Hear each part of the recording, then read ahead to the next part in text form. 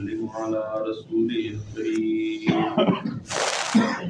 أما بعد فأعوذ بالله من الشيطان الرجيم بسم الله الرحمن الرحيم كذبت قوم نوح المرسلين إذ قال لهم أخوهم نوح ألا تتقون إني لكم رسول أمين فاتقوا الله وأطيعون وما أسألكم عليه من أجر إن أجري إلا على رب العالمين فاتقوا الله وأطيعون قالوا أنؤمن لك واتبعك الأرذلون قال وما علمي بما كانوا يعملون إن حسابهم إلا على ربي لو تشعرون وما أنا بطارد المؤمنين إن أنا إلا نذير مبين صدق الله العظيم. اللهم صل على محمد وعلى آل محمد كما صليت على إبراهيم وعلى آل إبراهيم إنك حميد مجيد. اللهم بارك على محمد وعلى آل محمد كما باركت على إبراهيم وعلى آل إبراهيم إنك حميد مجيد.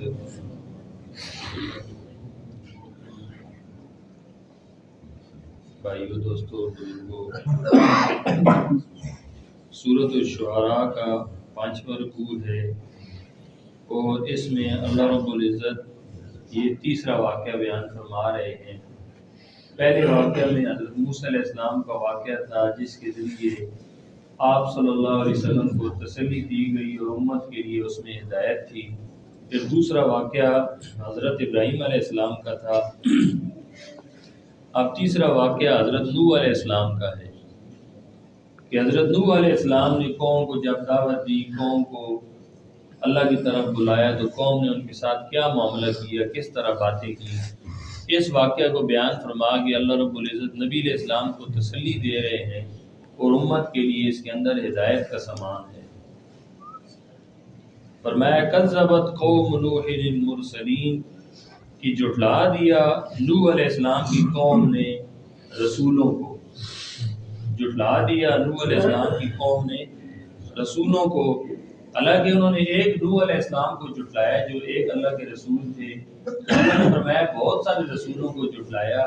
اس کی وجہ یہ ہے کہ ایک رسول کا جھٹلانا سب رسولوں کا جھٹلانا ہے، اس لیے کہ سب رسولوں کی جو دعوت تھی نا بنیادی عقائد کی، وہ دعوت سب کی ایک، اس میں بنیادی دعوت تھی لا الہ الا اللہ، اے لوگو یہ زبان سے کہہ دو کہ اللہ کے علاوہ کوئی بھی الہ وہ معبود پر حق اور دعاؤں میں پکارے جانے کے لائق اور نظر و نیاز کے لائق کوئی نہیں ہے، کوئی نہیں تمہاری دعاؤں کا بغیر اسباب کے سننے والا اور تمہارے حالات کا بغیر اسباب کے جاننے والا کوئی بھی نہیں، صرف اللہ ہی ہے۔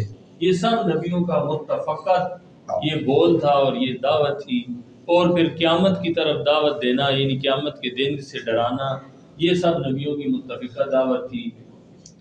اسی طرح قبر کی طرف، حشر کی طرف دعوت دینا، یہ سب نبیوں کی دعوت تھی۔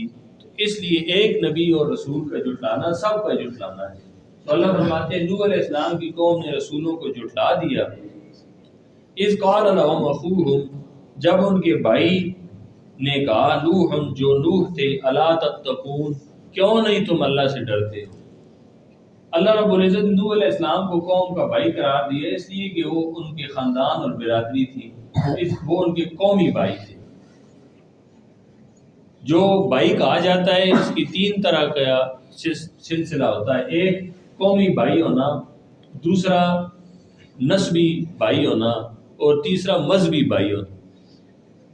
تو یہ نوح علیہ السلام ان کے قومی بھائی تھے، مذہبی وہ بھائی نہیں تھے، کیونکہ نوح علیہ السلام کے عقیدہ جو اللہ کی طرف بلانے کا اور اللہ پر ایمان تھا، ان کا شرک والا عقیدہ تھا، تو اس لیے یہاں بھائی سے مراد قومی بھائی ہے، مذہبی بھائی نہیں ہے۔ تو نوح علیہ السلام، اللہ فرماتے جب ان کے بھائی نوح علیہ السلام نے ان سے فرمایا الا تتقون، کیوں نہیں تم ڈرتے ہو، انی لکم رسول امین، بے شک میں تمہاری طرف اللہ کا رسول بن کے آیا ہوں اور ہے بھی میں معتبر ہوں، امانت دار ہوں، تم مجھے جانتے ہو، میں نے تمہارے اندر عرصہ گزارا ہے، میرے اندر کوئی ایسی چیز تم نے دیکھی ہے تو تم بتاؤ، میں امانت دار ہوں، تمہاری طرف اللہ کا رسول بن کے آیا ہوں، تو لہذا فاتقوا اللہ واطیعون، بس اللہ ہی سے ڈرو اور میری اطاعت کرو، اللہ سے ڈرو اور میری اطاعت کرو۔ تو یہ نوح علیہ السلام نے جو فرمایا کہ میں امانت دار ہوں، یہ تمام انبیاء جب دعوت دیتے تو یہ دعوت کے اندر یہ ذکر کرتے کہ دیکھو میں نے تمہارے اندر ایک عرصہ گزارا ہے اور تم مجھے جانتے ہو کہ میں امانت دار ہوں، میں کیا ہوں۔ اور یہی بات نبی علیہ السلام نے اہل مکہ سے فرمائی تھی کہ بھائی میں نے تمہارے اندر ایک عرصہ گزارا ہے، ذرا سناؤ تم نے مجھے کیسا پایا۔ تو انہوں نے بیک زبان کہا تھا جربنا لک مرارا ما وجدنا فیک الا صدقا، اے اللہ، انہوں نے کہا کہ اے آمنہ کے لال، ہم نے آپ کا کئی دفعہ تجربہ کیا، ہم نے آپ کے اندر سوائے سچائی کی اور کچھ بھی نہیں پایا، آپ کو صادق اور امین ہی پایا۔ آج لوگوں کو پتہ نہیں کیا فرق لگ رہا ہے، 14ویں صدی کے لوگوں میں صدق و امانت تلاش کرنی شروع کر دی، صادق اور امین۔ یاد رکھو ایک ہستی ہے جو صادق اور امین کی اہل اور لائق ہے، وہ محمد مصطفیٰ صلی اللہ علیہ وسلم جو صادق اور امین ہے، باقی کوئی مائی کا لال نہیں صادق اور امین ہو سکتا۔ وہ بھی 14ویں صدی میں آ کے صادق اور امین ہونے کے طورے لگنے شروع ہو جائے۔ ایک آمنہ کے لال محمد مصطفیٰ صلی اللہ علیہ وسلم ہے جو وہی کہہ رہے ہیں کہ بھائی بتاؤ تم نے مجھے کیسا پایا، اور علماء نے لکھا یہ سوال نبی کر سکتا ہے قوم سے، عام بندہ پوچھے نہ کہ بھائی مجھے تم نے کیسا پایا ہے، 1 کروڑ عیب نکلیں گے۔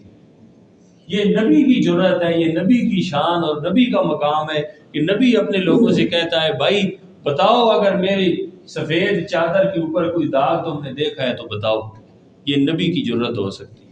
تو وہ بیک زبان، اور اس کو فضیلت کہتے ہیں، الفضل ما شہدت باللہ، فضیلت اور شان وہ ہوتی ہے کہ جس کا اقرار دشمن بھی کرے۔ سامنے کھڑے ہوئے دشمن کہہ رہے ہیں جربنا لک مرارا ما وجدنا فیک الا صدقا، ہم نے کئی دفعہ تجربہ کیا، آپ کے اندر صرف صدق کو پایا۔ تو حضرت نوح علیہ السلام بھی انہیں فرما رہے ہیں کہ انی لکم رسول نبی، میں نے تمہارے اندر عرصہ گزارا ہے، میں امانت دار ہوں، میں اللہ کا رسول ہوں، فاتقوا اللہ واطیعون، تقوی اختیار کرو، اللہ سے ڈرو، واطیعون، اور میری اطاعت کرو، اللہ کا ڈر اپنے اندر پیدا کرو۔ اللہ کا ڈر یہ بنیادی چیز، جب یہ اپنے اندر پیدا ہو جائے اللہ کا ڈر، تو پھر بندے کے پہرے کے لیے کوئی پولیس اور چیک پوسٹوں کی ضرورت نہیں بنتی، کوئی اس کے ساتھ کیا ہے سیکورٹی اور کیمرے لگانے کی ضرورت نہیں۔ اب جہاں سے بھی ڈرانا ہو کہتے ہیں کیمرے کی آنکھ دیکھ رہے، کیمرے کی آنکھ، اس آنکھ کی کسی کو پرواہ نہیں کہ جس کے بارے میں قرآن کہتے ہیں لا تدرکہ الابصار وہو یدرک الابصار وہو اللطیف الخبیر۔ اللہ فرماتے ہیں آنکھیں مجھے نہیں دیکھ سکتی لیکن کوئی آنکھ مجھ سے بچ نہیں سکتی، مجھے تو کوئی آنکھ دیکھ نہیں سکتی لیکن کوئی آنکھ مجھ سے بچ سکتی نہیں ہے۔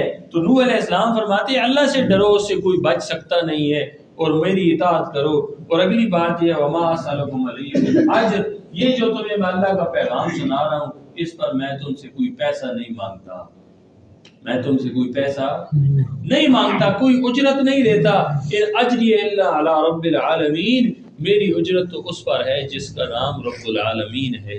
رب العالمین مجھے خود بدلے دے گا، مجھے تم سے کوئی بدلہ نہیں چاہیے، کوئی اجرت نہیں چاہیے، کوئی پیسہ نہیں چاہیے۔ اب بھی نہیں سوچتے ہو کہ میں تمہارا خیر خواہ ہوں، فاتقوا اللہ واطیعون، اللہ سے ڈرو اور میری اطاعت کرو۔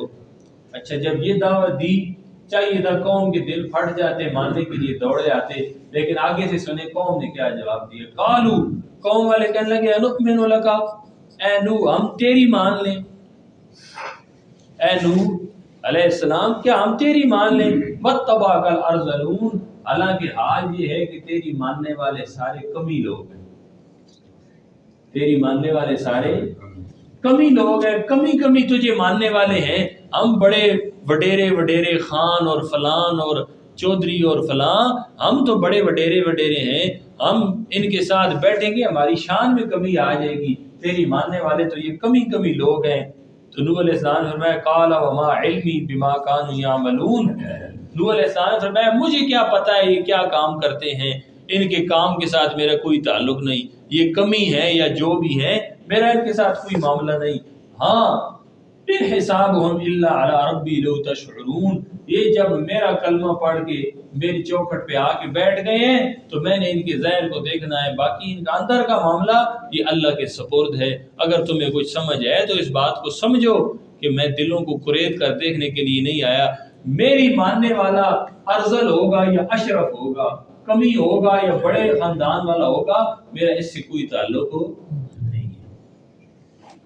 یہ علماء نے لکھا کہ پہلے زمانے سے یہ سلسلہ چلا آ رہا ہے کہ یہ جو وڈیرے قسم کے لوگ ہوتے ہیں جن پر دین کی وجہ سے اللہ کا فضل ہو جائے وہ تو علیحدہ ہے، لیکن ان کے ذہنوں میں یہ جراثیم ہوتے ہیں، وہ کہتے ہیں کہ یہ فلانے کمی لوگ ہیں. کیا ہیں؟ کمی لوگ ہیں. تو یہ انہوں نے بھی نوح علیہ السلام کے سامنے اس کا ذکر کیا تو نوح علیہ السلام نے فرمایا کہ انہوں نے میری اطاعت کر لی ہے، تم اس بات سے کیا کرتے ہو؟ جب انہوں نے اطاعت کر لی تو تم اس کو دیکھو، اس کی طرف نہ جاؤ، کیونکہ اللہ کے ہاں ان اکرمکم عند اللہ اتقاکم، اللہ کسی کو نہیں دیکھتے اس کا خاندان کیا ہے. ہاں اللہ یہ دیکھتے ہیں کہ اس کے اندر تقوی ہے کہ نہیں، تقوی ہے کہ نہیں ہے. اللہ فرماتے ہیں میرے یہاں سب سے بڑا درجہ کس کا ہے؟ تقوی والے کا، جس کے اندر تقوی ہو. تو نوح علیہ السلام نے فرمایا ان کا معاملہ اللہ کے سپرد ہے. وما انا بطارد المؤمنین، اور میں مومنوں کو جھڑکنے والا نہیں ہوں، اپنی محفل سے دور کرنے والا نہیں ہوں کہ تم کہو جی ان کو پرے کرو تو ہم تب آتے ہیں.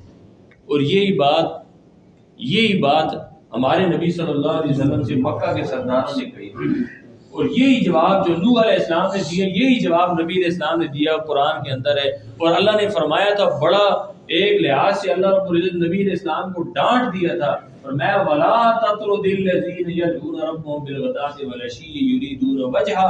اے میرے نبی صلی اللہ علیہ وسلم خبردار، یہ مکہ والے آپ کو کہتے ہیں کہ یہ بلال حبشی، یہ صہیب رومی، یہ عمار ابن یاسر، ہاں جی یہ پرانے کپڑے پہننے والے، ان سے پسینے کی بدبو آتی ہے، ہم آئے تو ہمیں بو تنگ کرتی ہے، ہم تب آتے ہیں جب آپ ان کو پرے کرتے، ہم تب آتے ہیں جب آپ ان کو محفل سے.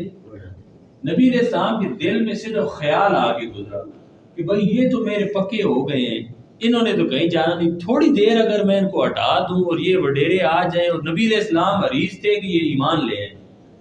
اللہ نے فرمایا ای خیال است و محال است، ای خیال است و محال است. اے میرے نبی صلی اللہ علیہ وسلم یہ ایسا خیال ہے جس پہ عمل درآمد نہیں ہو سکتا، یہ چور ہیں، ماننے والے نہیں ہیں، یہ ویسے میرے آپ کے صحابہ کو دور کرنا چاہتے ہیں. خبردار ان بے ایمانوں کے کہنے کی وجہ سے صحابہ کو ایک لمحہ کے لیے بھی اپنے سے جدا نہیں، محفل سے انہیں جھڑکنا نہیں ہے ان کی وجہ سے. یہی بات نوح علیہ السلام فرما رہے ہیں وَمَا أَنَا بِطَارِدِ الْمُؤْمِنِينَ، میں مومنوں کو جھڑکنے والا. اس سے ہی پتہ چلا مومن کو جھڑکنا نہیں چاہیے، مومن کو جھڑکنا نہیں چاہیے کیونکہ وہ مومن ہے، اس کے اندر ایمان ہے. اس کی وجہ سے ہم تو مومن کو 150 گالیاں دیتے تب سیراب ہوتے ہیں. تو اللہ فرماتے ہیں مومن کو جھڑکو. اس زمانے کے مومن کو جھڑکنے سے نبی کو منع کیا جا رہا ہے، تو آج کے مومن کو جھڑکنا بھی منع ہے. اس کو جھڑکنا اور اس کو ڈانٹ لانا اور اس کی عزت کو تار کرنا، اس کی کبھی بھی گنجائش نہیں ہے. اس لیے نبی علیہ السلام نے فرمایا مومن کا بھائی ہے کہ مومن نہ اسے ذلیل و رسوا کرے، نہ اس کے خون کے درپے ہو، نہ اس کی جان کے درپے ہو، نہ اس کے مال کے، نہ اس کو ذلیل کرے لوگوں کے سامنے، اس کو ذلیل نہ کرے. تو یہ مومن کی شان ہے. نوح علیہ السلام فرما رہے ہیں میں ان مومنوں کو جھڑکنے والا نہیں ہوں. تم بے وقوفوں کی کہنے کی وجہ سے ان انا الا نذیر مبین، میری شان تو یہ ہے کہ میں صرف اللہ کی طرف سے نذیر یعنی رسول نذیر بن کے آیا ہوں، کھلا ڈر سناتا ہوں. جو ڈر سن کے میرے جھنڈے کے نیچے آ جائے میں اس کو سینے سے لگاتا ہوں، جو ڈر سن کے میرے جھنڈے کے نیچے آ جائے میں اس کو سینے سے لگاتا ہوں، چاہے رنگ کا کالا سیاہ کیوں نہ ہو، چاہے خاندان کا سب سے کم خاندان والا کیوں نہ ہو، اس کا خاندان سب سے کمی کیوں نہ ہو، جب میرے جھنڈے کے نیچے آ جائے اس کی نسبت پھر کیا ہو جاتی ہے؟ بدل جاتی ہے. اچھا پھر آگے قوم بھڑک گئی، قالوا نے کہا لئن لم تنتهِ یا نوح، اے نوح ہمارے کان اب برداشت نہیں کرتے، ہمارے کان اب برداشت اب اگر تو نے آگے زیادہ تبلیغ کرنا شروع کی اور ہمیں اللہ کی طرف دعوت دی تو لتکونن من المرجومین، ہم تجھے پتھر مار مار کے سنسار کر دیں گے، مار دیں گے، رجم کر دیں گے، پتھر مار مار کے تجھے زندہ زمین کے اندر گاڑ دیں گے۔ جب یہ بات کی قال نوح علیہ السلام نے کہا رب اے میرے رب تو دیکھ رہا ہے ان قومی کذبون، میری قوم نے 950 سال تبلیغ کر کر کے یہ نتیجہ دیا اور مجھے جھٹلا دیا، فافتح بینی و بینہم فتحا، اب میرے اور ان کے درمیان کھرا فیصلہ کر، میرے اور ان کے درمیان کھرا فیصلہ کر دے۔ اللہ نے فرمایا ٹھیک ہے، فیصلہ ہو رہا ہے۔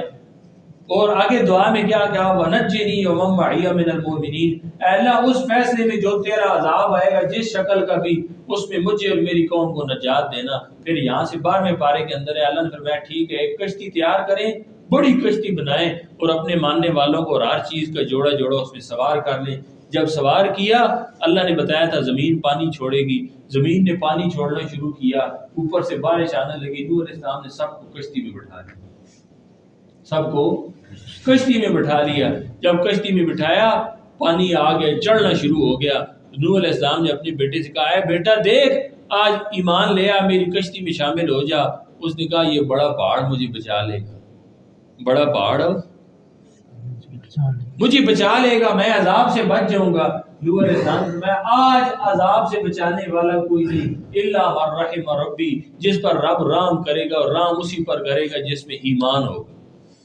یہ پچھلے دنوں سیلاب بہت زیادہ آیا تھا، میں نے دیکھا اٹک میں ایک بندہ ہے، اب واللہ عالم سارے کپڑے سیاہ کالے پہنے ہوئے تھے، میں خود کانوں سے سن رہا تھا، میں تھوڑے سے فاصلے پہ کھڑا تھا، وہ کہہ رہا تھا جی اگر سیلاب آئے تو یہ ہمارا کالا چٹا پہاڑ ہے، ہمیں کچھ نہیں ہوگا۔ میں نے کہا اس نے کنعان والا جملہ کہا ہے جو نوح علیہ السلام کے بیٹے نے نہیں کہا تھا، ہاں میں اس پر جودی پہاڑ پر چڑھ جاؤں گا، تو وہی جملہ اس نے کہا ہے، کتنا کفریہ جملہ ہے۔ تو یہ جو اندر کا مریض ہوتا ہے پھر اس کے منہ سے ایسے جملے نکلتے ہیں، اللہ کے مقابلے میں یہ جملے فروغ کیا کرتا ہے، نکالتا ہے۔ تو اس نے بھی کیا کہا کہ میں اس پہاڑ پہ چڑھ جاؤں گا اور یہ پہاڑ مجھے بچا لے گا۔ نوح علیہ السلام نے فرمایا آج بچنے والا کوئی نہیں، وہی بچے گا جس پر اللہ رحم کرے گا، اور رحم کا جو وجہ ہے وہ ایمان ہے، اور وہ ایمان لے آؤ تو بچ جاؤ گے۔ تو پھر نوح علیہ السلام نے جب دعا مانگی تو درمیان میں پانی کی موج آ گئی، ادھر کیا ہے بیٹا چھپ گیا، اور ادھر نوح علیہ السلام پانی کی موج کی وجہ سے ادھر سے پیغمبر کو نظر نہیں آ رہا اور ادھر سے بیٹے کو کچھ نظر نہیں آ رہا، وہ پانی میں غرق ہو کے مر گیا۔ جب اوجھل ہو گیا آنکھوں سے تو نوح علیہ السلام نے فرمایا اللہ تیرا وعدہ تھا تیری آل کو بچاؤں گا، تیری آل کو، ان نبنی من آلی، اے اللہ میرا بیٹا میری آل ہے، میری اولاد ہے، اسے بچا لے۔